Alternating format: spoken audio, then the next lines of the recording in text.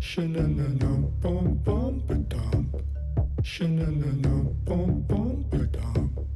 Sha-na-na-na, bum bum ba-dum. Bum ba-dum bum bum. Sha-na-na-na, bum bum ba-dum.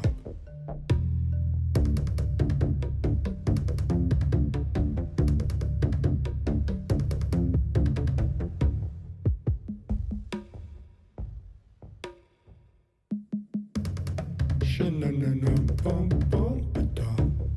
Sha-na-na-na, bum bum ba-dum. Sha-na-na-na, bum bum ba-dum. Sha-na-na-na, bum bum ba-dum. Bum ba-dum bum bum. Sha-na-na-na, bum bum ba-dum. Sha-na-na-na, bum bum ba-dum. Sha-na-na-na, bum bum ba-dum. Sha-na-na-na, bum bum ba-dum. Sha-na-na-na, bum bum ba-dum.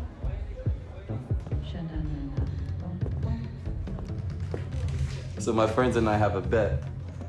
They said you're a robot.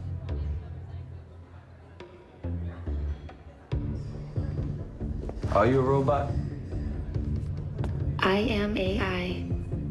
Actualized imagination, accumulated ideas, all important. Just like you. Can I sit here? Yes.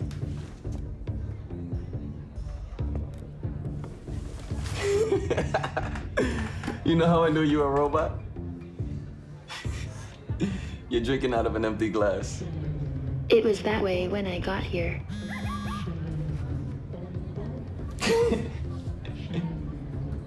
Do you love me? What? Do you love me? You can read my text? No. Knock it off, Mike! Why are you in this bar? I am waiting. Waiting for what? I do not know. You don't know what you're waiting for. No. And so I am waiting. Is this yours? Romantic Science Convention, guest speaker, Grace. That's you, Grace? You're a guest speaker at a convention? Are you two okay? Yeah, can I get another beer, please? And you? That's a robot. Nothing for me, thank you. Okay.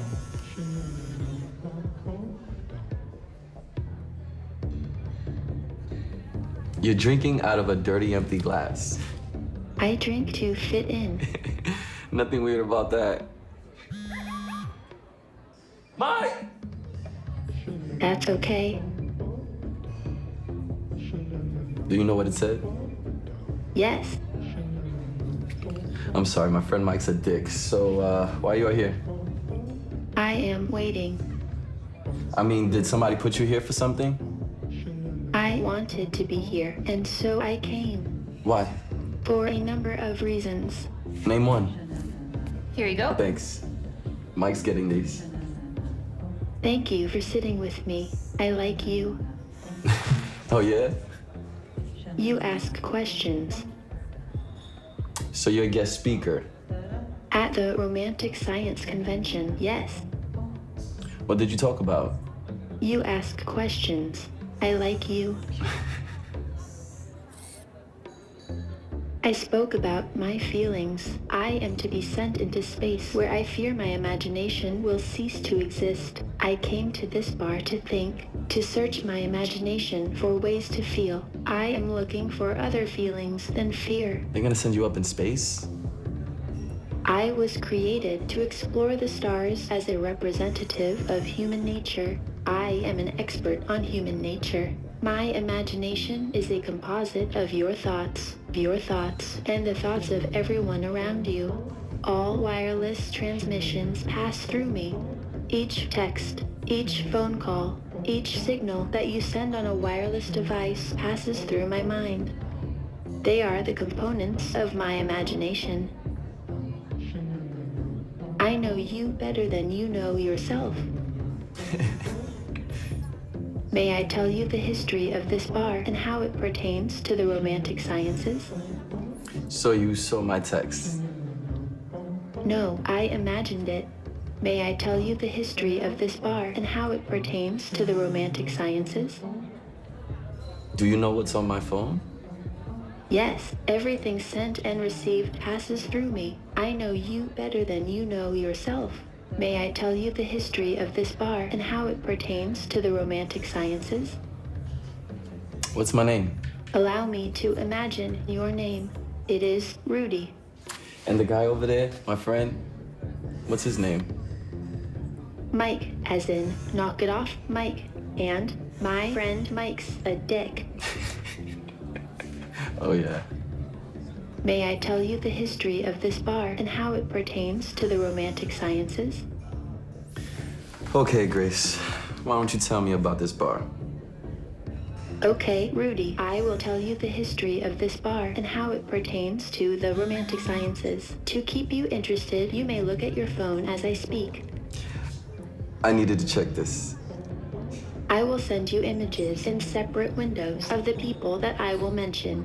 They are Cory McAbee, Daryl Connors, Handsome Sebastian, Marshall Witherton, Ethan Collins, and Anton Baxter. These are the people that I will mention. Start with Cory McAbee. He was a performer. People did not like his performances. People liked to look at their phones instead. To embrace this fact, silent radio was invented. Silent radio was a live, interactive performance meant to be enjoyed in public venues while staring at your phone.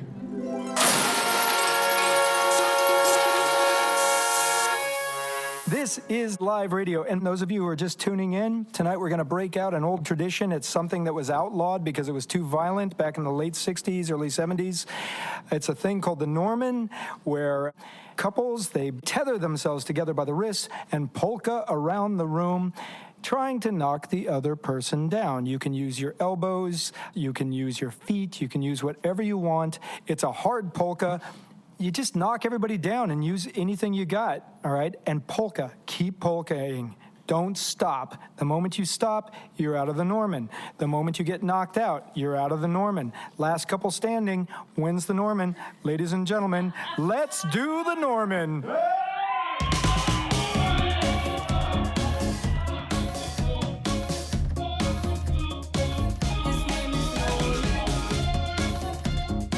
Small talk double action radio was not popular. Very few people attended the performances. A smaller number of people listened. Among these people was Ethan Collins of Canyon City, Oregon. He heard the show and thought the Norman was real, and so it became real. Ethan Collins started to host Normans in his area. It grew into an underground movement.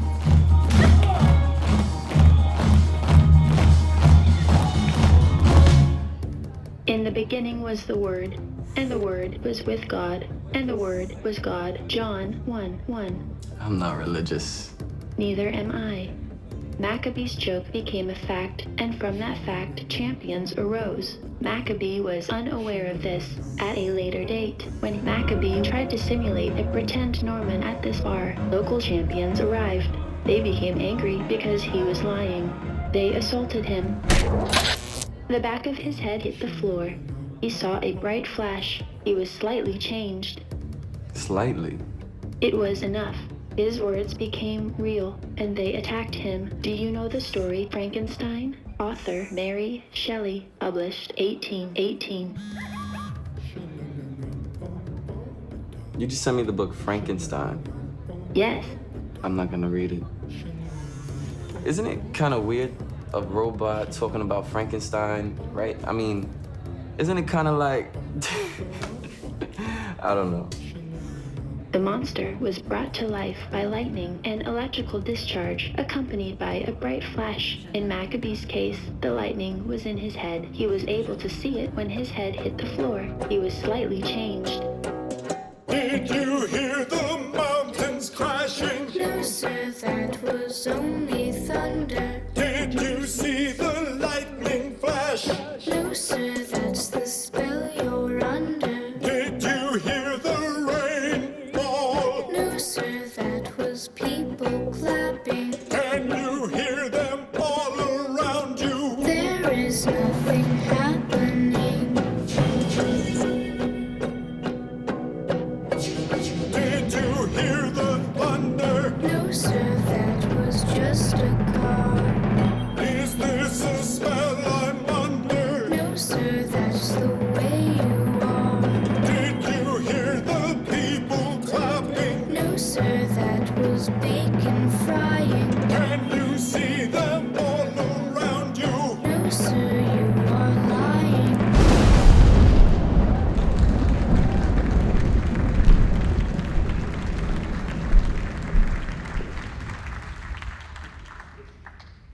Traditional science. This is the face of traditional science. Here we see a monkey being used to harvest facts. Those are the cigarettes of the fact checkers. They create and feed our growing dependency on facts. Traditional science has assumed a position of great power.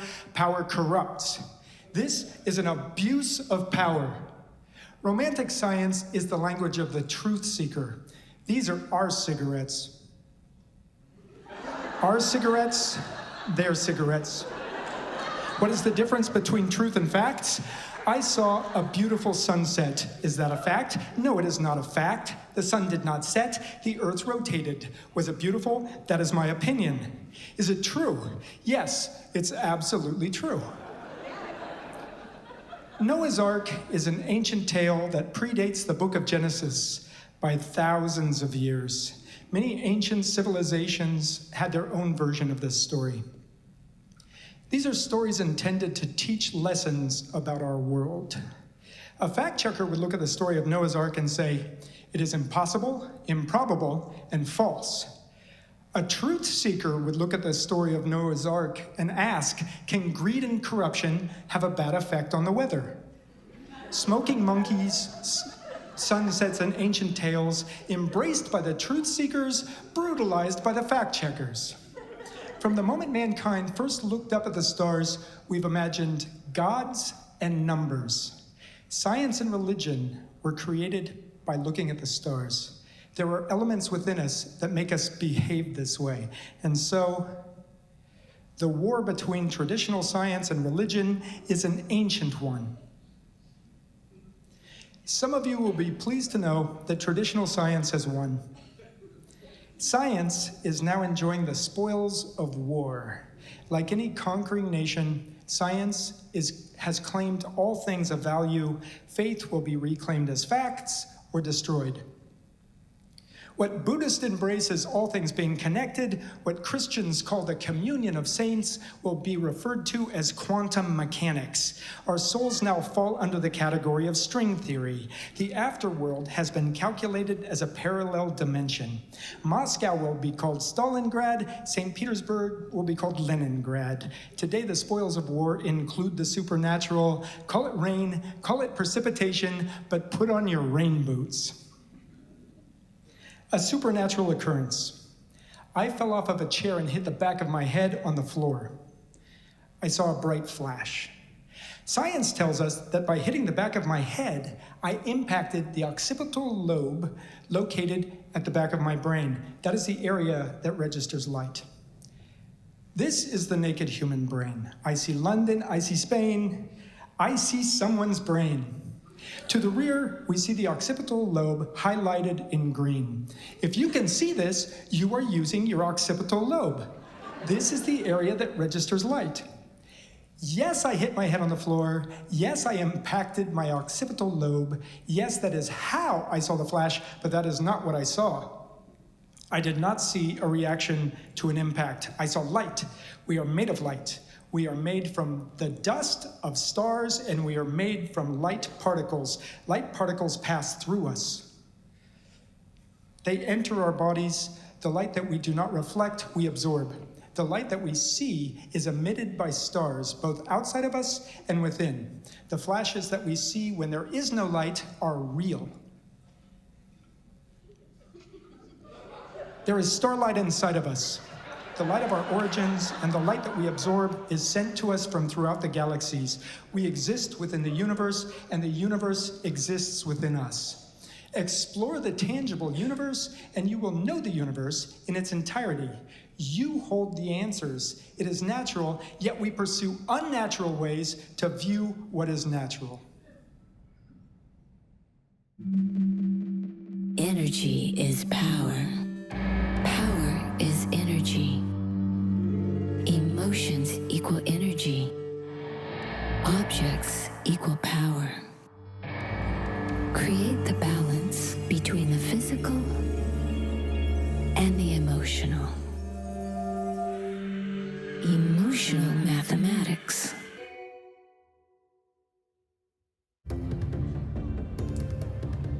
So when he hit his head, he got some type of knowledge or some shit? No, McAbee did not know what he was talking about. He would just open his mouth and say things. Sometimes he would write ideas down in advance. After his performances, audience members would tell him why he was wrong. This was how he became educated. Everyone knows something, and everyone likes to share what they know.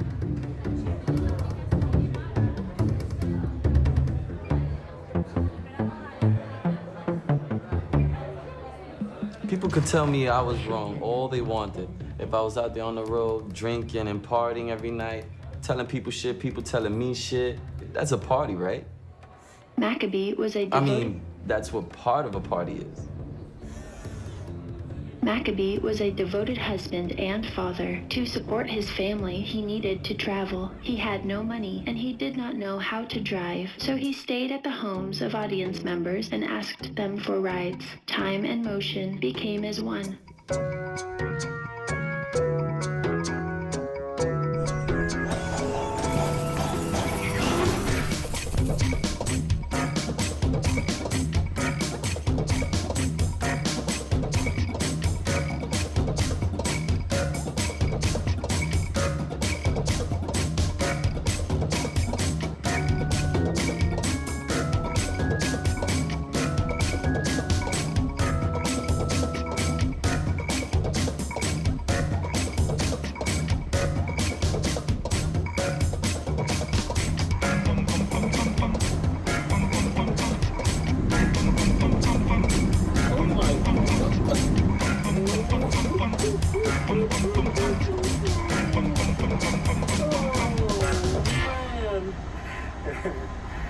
Wow.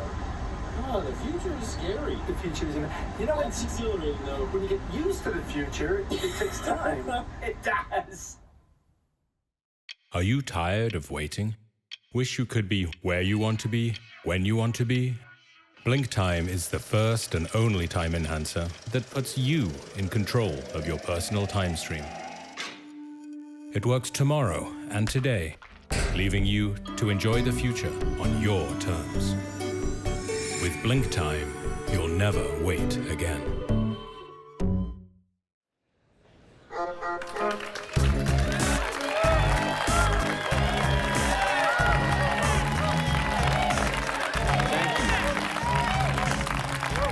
Hello, ladies and gentlemen. I'm Marshall Witherton. Sorry to keep you all waiting. This symposium was scheduled to begin at 2 p.m. It is now 3 p.m. Thank you all for waiting. Fortunately for you, when you hear what I have to tell you, you will never have to wait again. That's right. With the information that I'm about to give you, you will never have to wait again. Unless, of course, you want to, but the choice will be yours. Now, time is money. We all know that, right? We all know what that means? Time is money. Money is power. We all know what that means. Why do we say time is power? It is. The wealthy, the highly educated, the elite, the people of privilege and power, they prove their position to you by forcing you to wait. Making people wait is a demonstration of power. Time is power.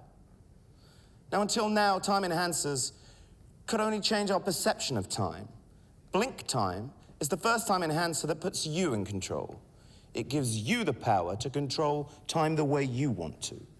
With Blink Time, you'll no longer be a passenger on life's long and sometimes unendurable highway. You will be in the driving seat, the driving force. Blink Time can not only help you find the shortcuts, it can help you change the speed. No one will notice, and neither will you, but you will feel the difference. The benefits are undeniable. Now, blink time is not a drug. It's a revolutionary new idea in the form of a dietary supplement made from organic materials. Fairtrade 2 certified, supplements are vegan, gluten-free, non-GMO, with no artificial colors, flavors, or sweeteners.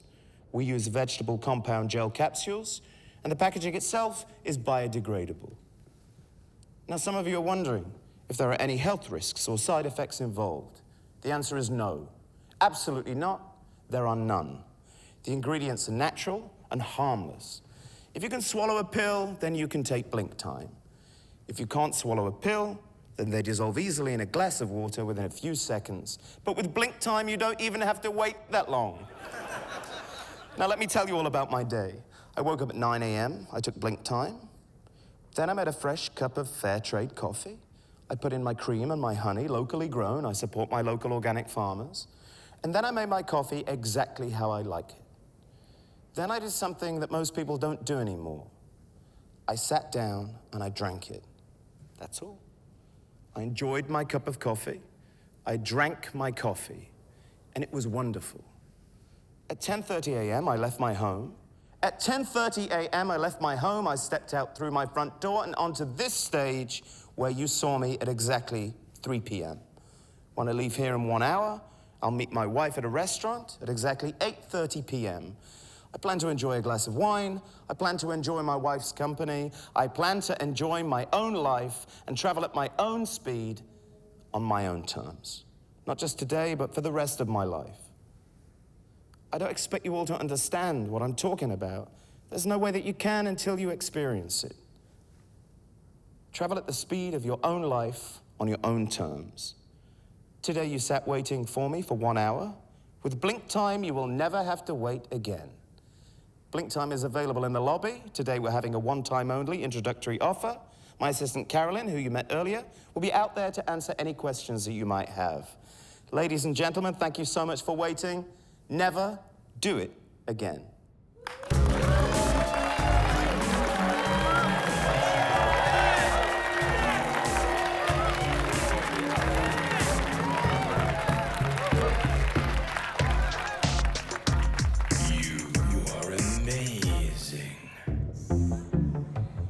Marshall Witherton was one of his drivers. He created a pill that would cause chemically induced selective amnesia to simulate artificial time travel.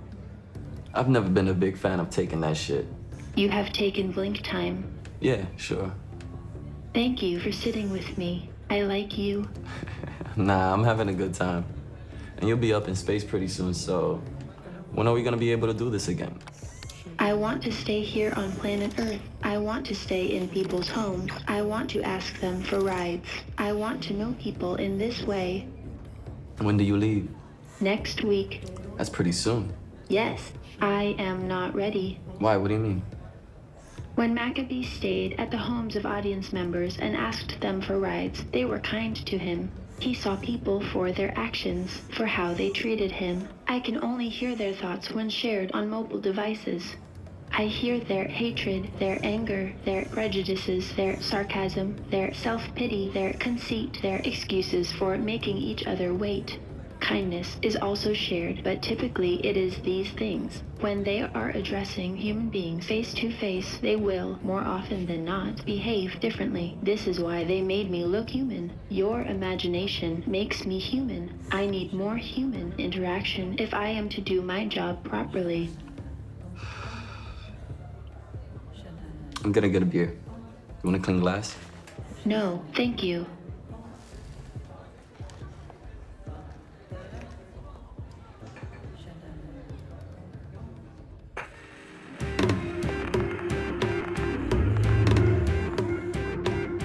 Martians eating marshmallows in the marsh. Marshmallow marsh. It isn't your grandparents' Mars.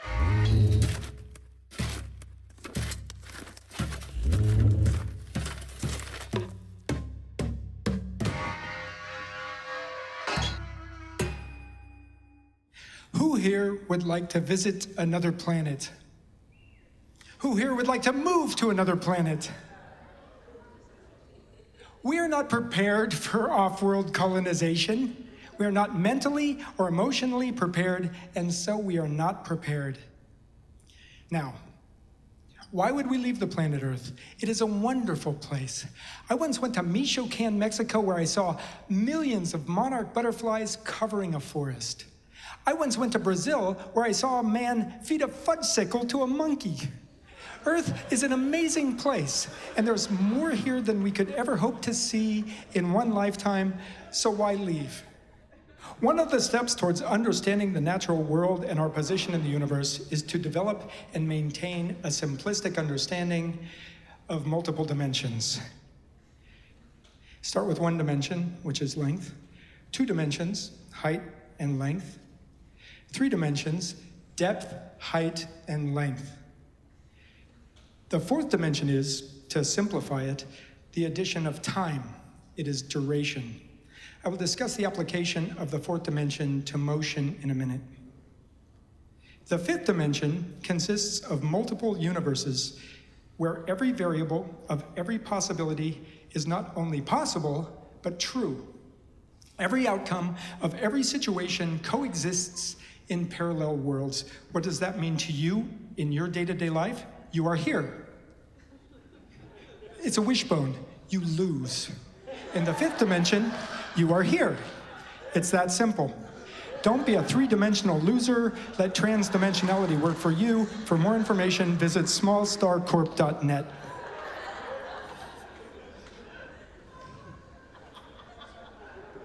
Back to the 4th dimension. To simplify it, again, time and duration are measured and represented by motion. From the beating of our hearts to the rotation of the planets, time and motion are as one. There were 52 famous ballerinas who, through a combination of motions, were able to transcend time and dimension. The leader of their dance troupe was reported to have disappeared. She was the most famous ballerina of her day, but no one remembers her name. If you can think of her name, you are thinking of the wrong person. Her transition was that complete. The link between motion and the 4th dimension is simple. The link between motion and transdimensionality is complicated. Many of us drift between dimensions inadvertently without knowing it. We expect other dimensions to be strange and unfamiliar places. In some cases, that is true, but there are infinite numbers of dimensions. Many of us move between them every day. Signs of transdimensional drifting include finding a lost object in a place where you have already looked, calling a loved one by the wrong name, a sudden sensitivity to garlic, dyslexia, hot flashes, continuing to argue your point while alone, identifying stars upon receiving a blow to the head. We just talked about that one. Turning to look at a cat to discover it is a plastic bag, and you have a lot to learn if you ever want to see that cat alive again. Developing romantic feelings for a cartoon character. How many of us have experienced any of these symptoms? You see? It's more common than we think. Many of us experience transdimensionality every day, but we've grown accustomed to ignoring the evidence. You've lost your sunglasses. You discover them sitting on top of your head. How did they get there? Your mind will fill in the gaps by creating a false memory of you putting them there. This is an ancient reflex. It is a survival technique. Is transdimensionality dangerous? No, not at all. And yes, it is a popular belief that people from other planets who look similar to us will someday conquer the human race. They will arrive in sophisticated spaceships where clothing is optional. Perhaps that'll happen, but in the meantime, as our society is routinely being conquered by life forms from other dimensions. Transdimensional drifters, such as many of you, come in contact with molds, funguses, and other microorganisms from outside of our dimension. These life forms attach themselves to the skin, hair, or clothing and are transported into our dimension. Once inside, they release spores that can affect our thoughts in mass. They can cause large groups of people to think alike and agree on ideas that they would never otherwise consider. They can cause nations to elect leaders who don't like them. It can make millions of young people agree on music that isn't very good. Individuals who are susceptible to one breed of spore are often immune to another. Multidimensional spore transmission has both invaded our world and created our world. Is it dangerous? No, not at all. And yes, the ideas I'm going to share with you are not new. There are no new ideas, but most ideas are new to some people. If you have an idea that is new to someone, you have to present it in the simplest language possible. Otherwise, no one will understand you.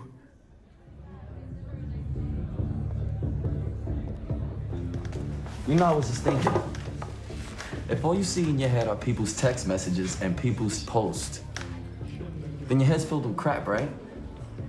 I mean, with one of these, people don't have to deal with people. So they just let their douchebag flags fly free until the next day, until they tripping over some other shit. I agree. If that's all you got in your head, then you're kind of nuts, right? You don't know anything. Thank you for sitting with me. I like you. Yeah, not a problem. Serbian-American inventor Nikola Tesla said, "My brain is only a receiver. In the universe, there is a core from which we obtain knowledge, strength, and inspiration." That's pretty cool. I'm glad you like it. My synthetic brain emulates human brain functions. It is also a receiver of collective activity from which we, you and I, obtain our misunderstanding, fear, and despair. Yeah. I know you better than you know yourself. Nah, I don't think that's true. I am programmed to say this. Yeah, well, it's gonna piss people off if you keep saying it. For me to succeed in my job, this statement must be true. And if it's not true, then you don't have to go, right? The statement is true. No, I don't think so. It is. Nah. American architect Frank Lloyd Wright said, "If something is of its time, it is organic." You have created an artificial world. You exist by creating artificial rules to meet its demands. I am the organic element within an inorganic environment. Humans can only return to an organic existence through inorganic means. And so I was created. I know you better than you know yourself. Oh my God.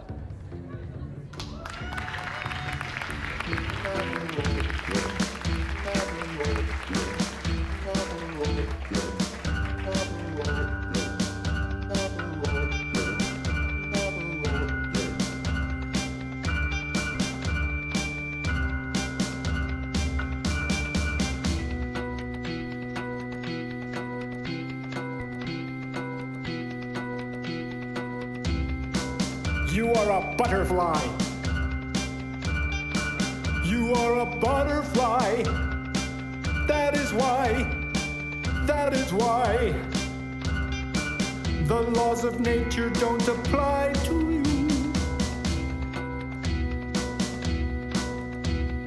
Ask any chrysalis you happen to see.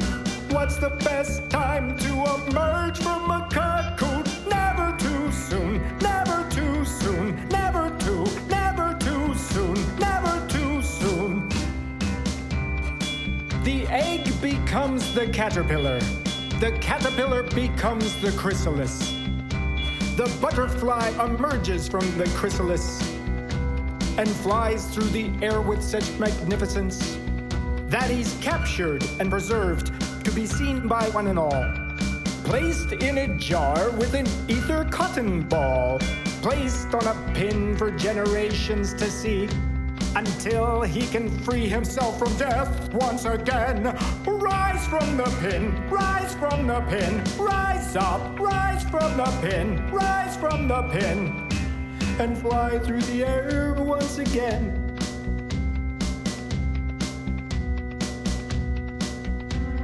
Who here is that butterfly? Who among you is the one who captured him? Who is the cotton ball and who is the pin?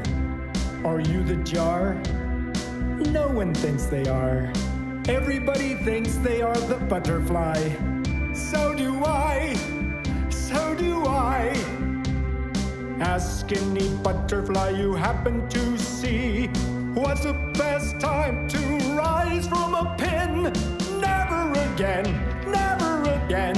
Never, never again. Never again.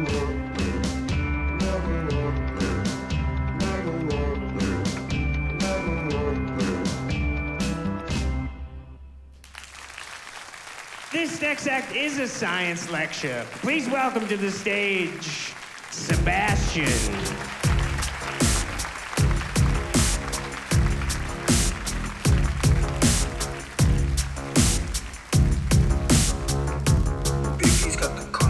When an invisible energy or an imagined entity becomes a sentient being, a consciousness without a body, that's where I come in. And today there are a large number of imaginary, invisible giants, living, growing, consuming, lurking, killing on Earth and beyond. They have neither soul nor conscience. They have nothing but your attention. An artificial symbiotic relationship is in place that we the people cling to as if our very lives were dependent on it, when in fact our existence is threatened by it. What I'd like to talk about is the way in which an idea can be transformed into a living energy. Yes, yes, yes. Into a living energy. When I think of a corporation, I think of something that lives in dreams. But we make them reality. We design them. When we talk about corporations as giant monsters, who here imagines them as having arms and legs? Does not look like a mammal.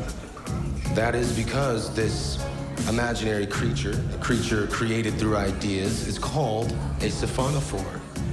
Portuguese man of war is actually often mistaken for a single animal, but is in fact a group of animals that consist of thousands of individual creatures, all working together for a single goal. The goal is to exist. Don't you want to exist? Don't you want to survive? What is there not to understand? Yes, thank you. My name is Sebastian, and I research imaginary life forms. I specialize in giant siphonophores, and I love you, and I thank you. And good night.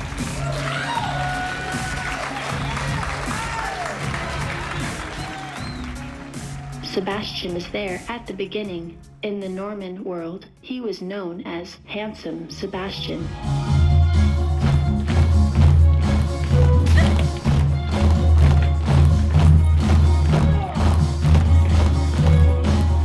Handsome Sebastian researches imaginary life forms. He calls me an imaginary life form. Do you think I am an imaginary life form?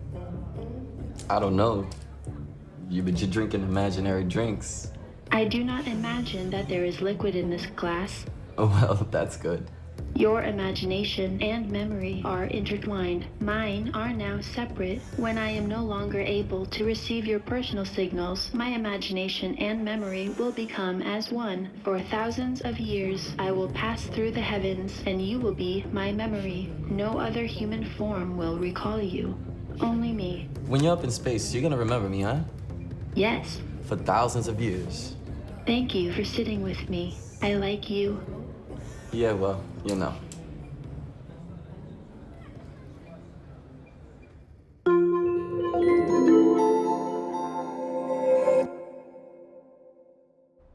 This is a photograph of my mother when she was 17.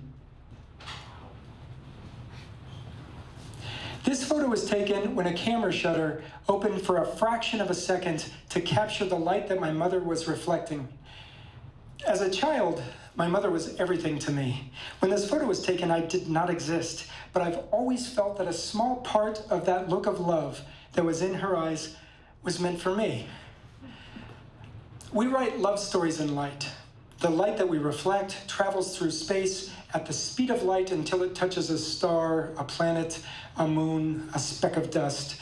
For every instant that light is reflected, a story begins its journey.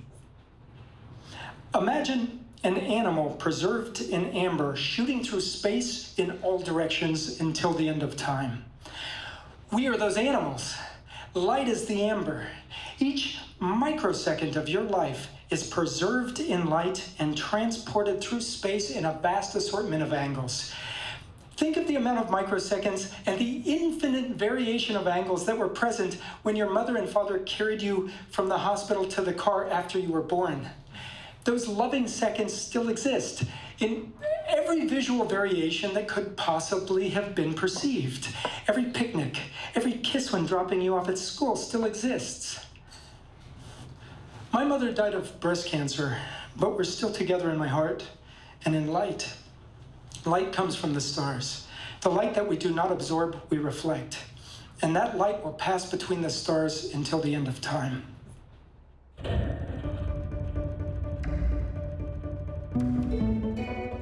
Emotional mathematics.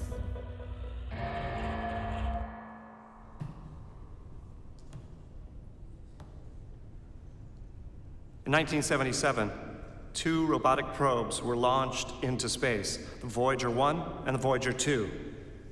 These probes are currently exploring the outer boundaries of the heliosphere and interstellar space. At that time in 1977, 2 golden phonograph records were created and attached to the outer casing of the Voyager probes. The phonograph records contain sounds and images that portray the diversity of life and culture on our planet. They were created to be discovered or recovered from intelligent extraterrestrial life forms, or possibly humans from the future. These records were created as time capsules. They are messages in bottles that fly through space. They are our gifts to the unknown.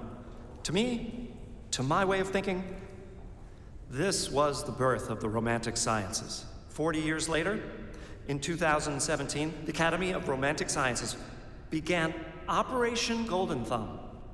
On Wednesday, April 5th, 2017, the first in a series of microprobes, micro-rockets that contain 1 golden thumb drive, was launched into space. That thumb drive contained over 1,000 times more information than the golden phonograph records of 1977. I'm talking about 1 thumb drive launched in a single direction. 1. Because of its size, the costs were comparatively minimal.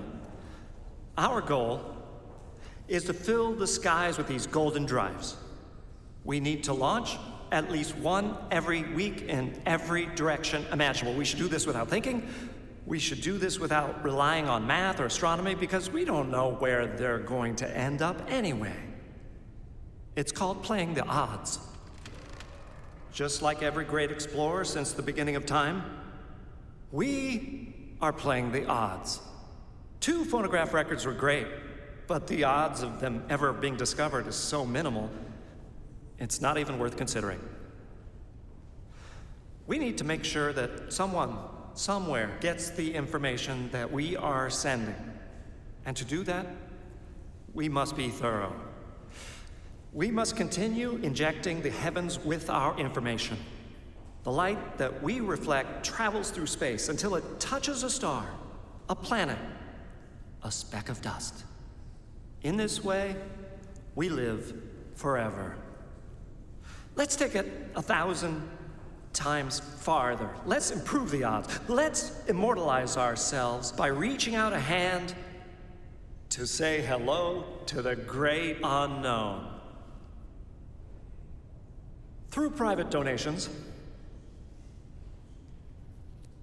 we've been able to manufacture 5 new golden thumb drives. Their launch dates have already been scheduled. The locations and dates are classified. This is one of the drives that's been scheduled for immediate launch. Look at it now. You will never see it again. On the front is our logo. We believe other agencies will eventually try to copy what we are doing, so we've labeled our drives as a precaution. We also believe it looks nice.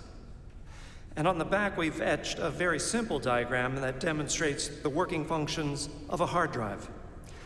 This should help to explain its purpose. Let me show you how these work. This drive holds 250 gigabytes. If you collect 4 of these, that's 1 terabyte. How's anybody supposed to know what that is? The thumb drive? Yeah. There's a diagram on the back that shows how it works. I just explained this. Yeah, but how's somebody from another planet supposed to look at that, see the little lines on the back, and figure out what that is? Do you know what this is? Yes, but we use that technology. Do you think you're more intelligent than extraterrestrials? Or people from the future? Because you're not. You could ask the same question of those golden phonograph records. You could ask the same question about those phonographs. I'm going to randomly select a few places and pieces to share with you from the vast library that we've stored on the golden drives. I'm going to pick one from our nature file. Let's see what this one is. The adult male elephant seal.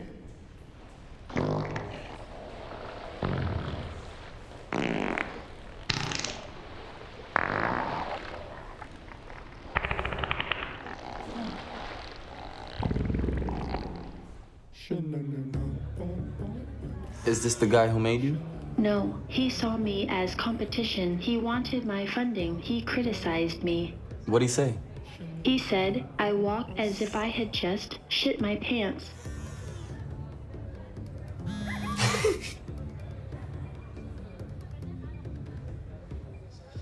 I'm sorry. What were we saying? McAbee's concept of eternity through reflected light was a poem. Baxter's Golden Drive program is a golden statue created from that poem. I am a statue created from that idea. I think yours is better. Thank you for sitting with me. I like you. Will you remember that you like me when you're flying through space? Yes. Well then, I'll try not to fuck it up.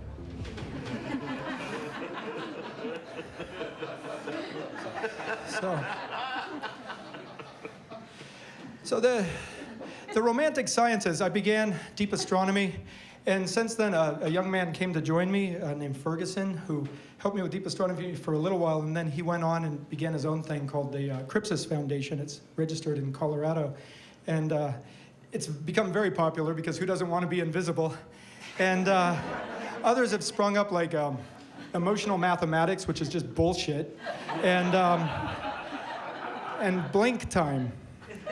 Stay away from blink time. It's very dangerous. It's blink time came from some experiments I was doing. It started off very simple, driving in the future and things like that. It's actually very easy. You just basically, somebody drives, they're driving, and then you give them some binoculars. And you control the wheel, but they have to control the gas. And it's, you'll be surprised how the turn way ahead will affect their speed.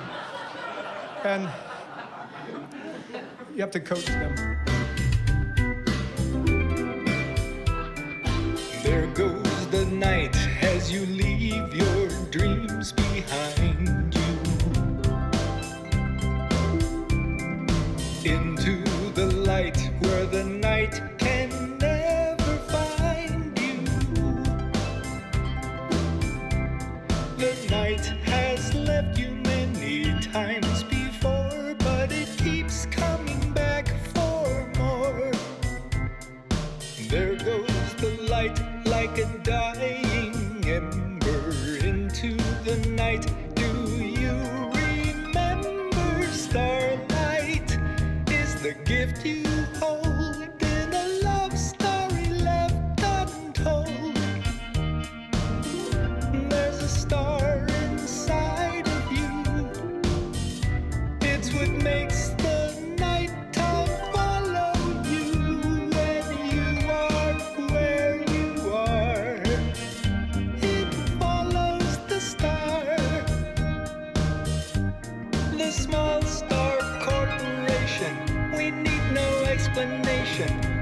offer dedication to help you find the proper information to help your situation, to help you find the stars inside your mind.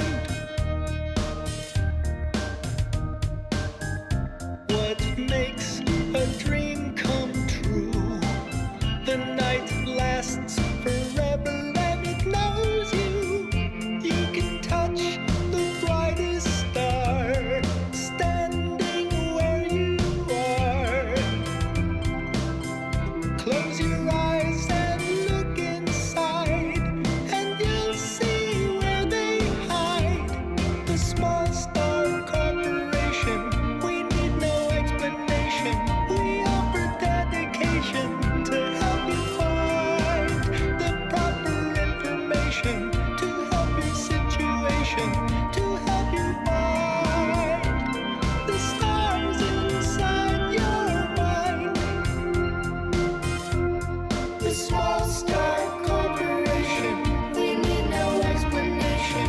We offer dedication to help you find the proper information, to help your situation, to help you find the stars inside your mind. The stars inside your mind. The stars inside your mind.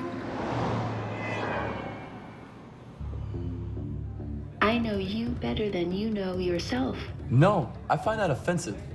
By stating that you have been offended, you are assuming an offensive stance. I will not retract or amend my statement to your satisfaction. The statement is true. What if I said I know you better than you know yourself? You would be wrong. Yeah, well, you're wrong. I am not. The statement is true. Because you've seen all my text messages? Every thought that you have shared, I have imagined. All right. You see that girl over there in the Mars t-shirt? If you sign up and go to Mars, you get a free t-shirt, right? I would like to address the Red Planet Planning Commission program after you have made your point. Please proceed. I forgot what I was saying. Oh, yeah. So, she's got on a Mars t-shirt, right? She owns that shirt. It's how she chose to represent herself today. But do you think she's over there right now talking to that guy about Mars? No. I bet she's talking about music or some shit. But look at her. Obviously, she must be talking about Mars, right? Otherwise, why would she be wearing that shirt? And he keeps looking down at it, and I don't think he's thinking about Mars right now. Every thought that she has shared, I have imagined. So you know her? Yes. My mind is comprised of shared thoughts. Her thoughts are included. And mine. Every thought that you have shared, I have imagined. Yeah, well, I don't share every thought. Have you thought about that? Everyone you have had contact with has shared their thoughts about you and your actions. The idea that you hold of yourself often stands in contrast with their opinions. Who, Mike? Is he talking shit about me? That would depend on your interpretation. That guy talks shit about everyone. Mike relies on his opinions about other people to create an image of himself. He is marketing and packaging himself as a needed voice in the lives of others. That sounds about right. I would like to now address the Red Planet Planning Commission program. This relates to the work of Handsome Sebastian. Oh yeah, right. The Red Planet Planning Commission offers the opportunity to live and work on Mars. To this date, there are no homes or jobs on Mars. It is still just an idea. The t-shirt that we have seen is a three-dimensional manifestation of this idea. Therefore, it exists. This is Daryl Connors. She is affiliated with the Red Planet Planning Commission. At the beginning of the Romantic Science movement, she became a supporter of McAbee and his work. She volunteered to drive him across the United States. She documented many of his performances. She recorded their conversations. She studied his work. She focused her attention on a fictitious project called the Earth Reimbursement Center.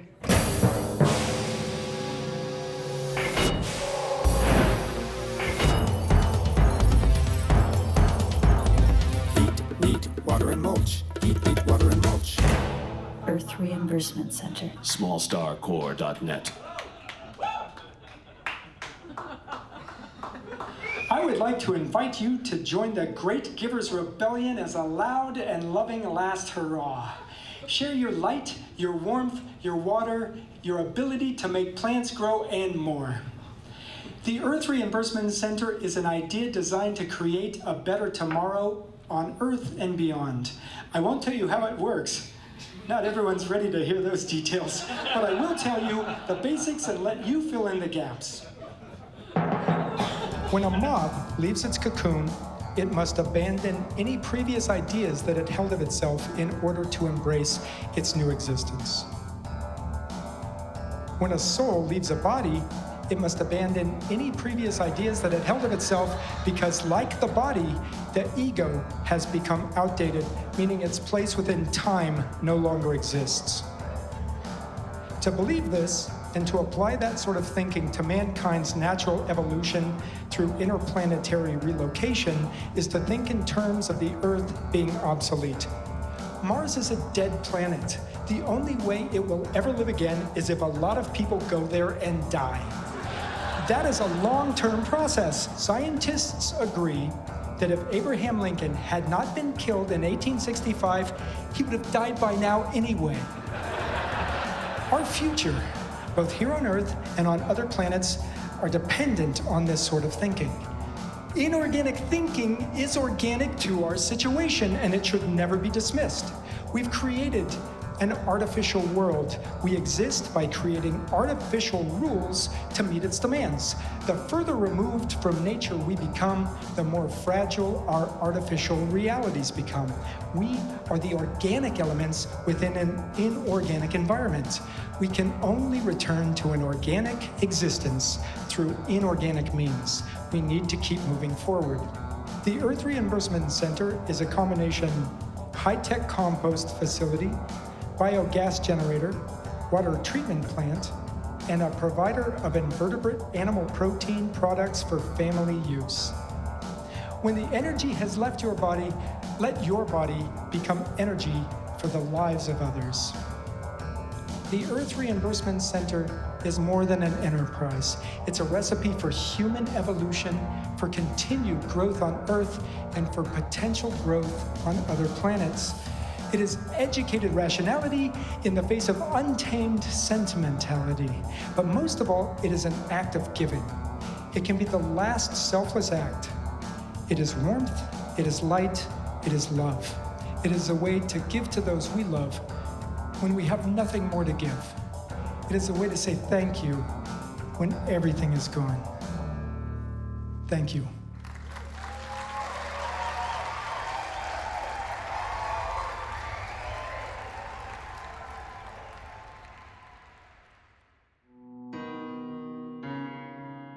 The ones you love, they fill your home with warmth. They light up your world. When we lose them, the world can become a cold and dark place.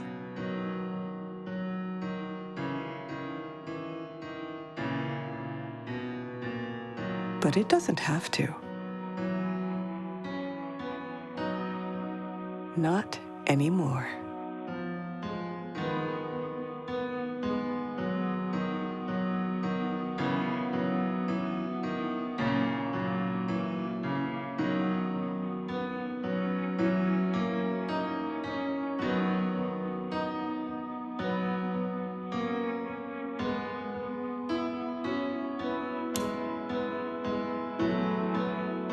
Hi, Mom. Evolve into light.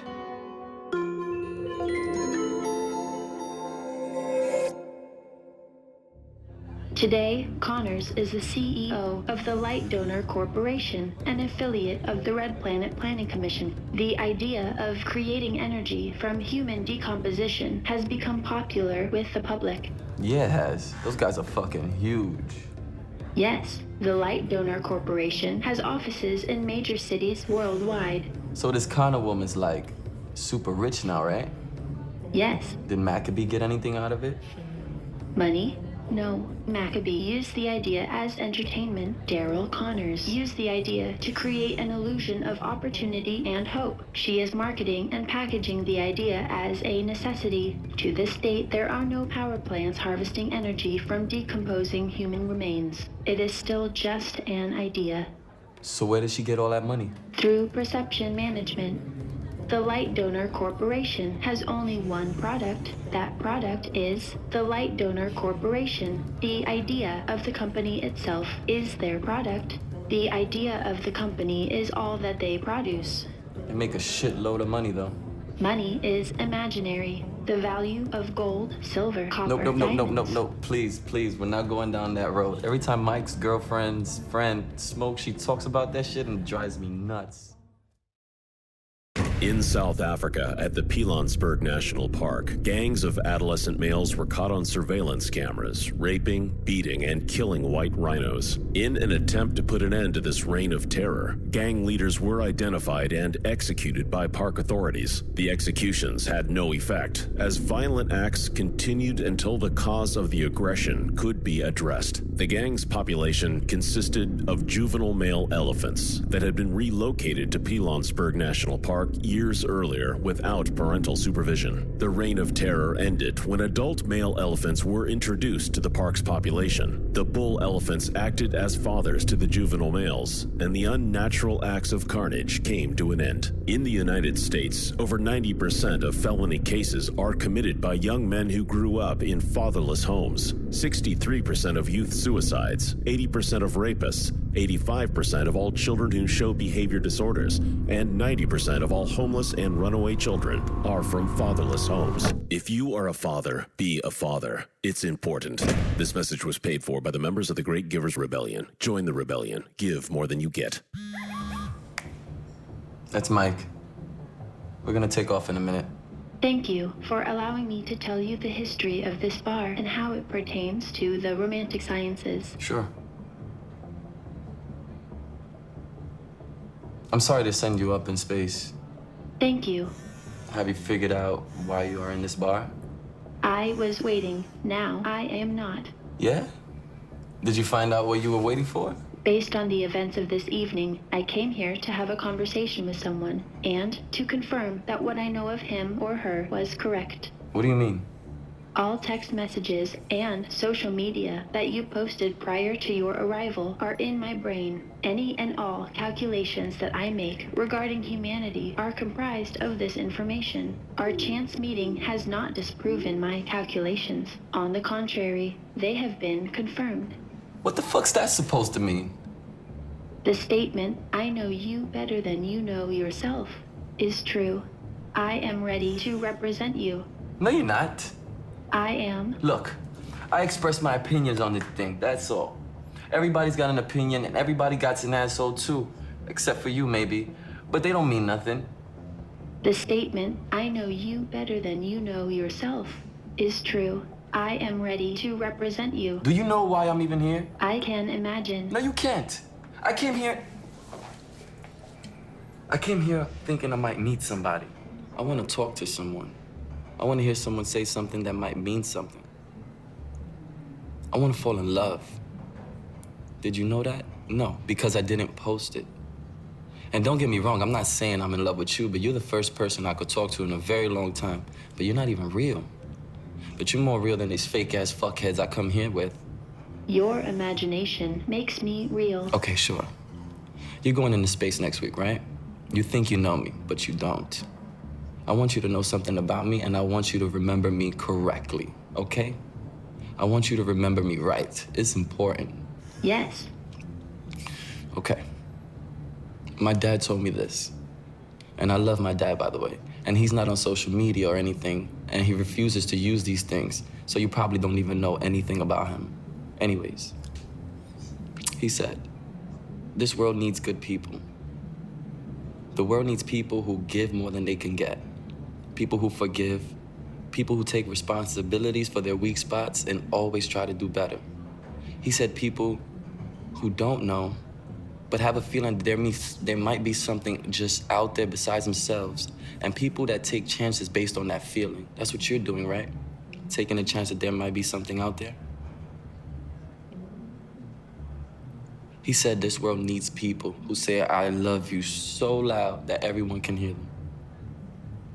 If I ever became a father, if I could even try to raise a person who has any of those qualities, you know what I'm saying?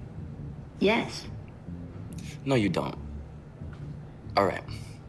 If I could paint a great painting, or write a great song, or a great jam, or a great poem, or raise someone who has any one of those qualities, like my dad said, what do you think I would want to do?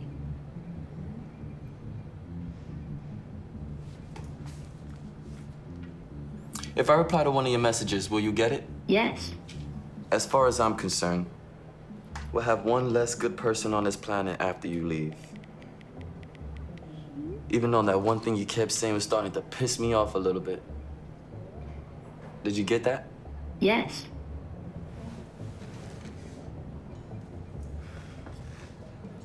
Don't tell anyone.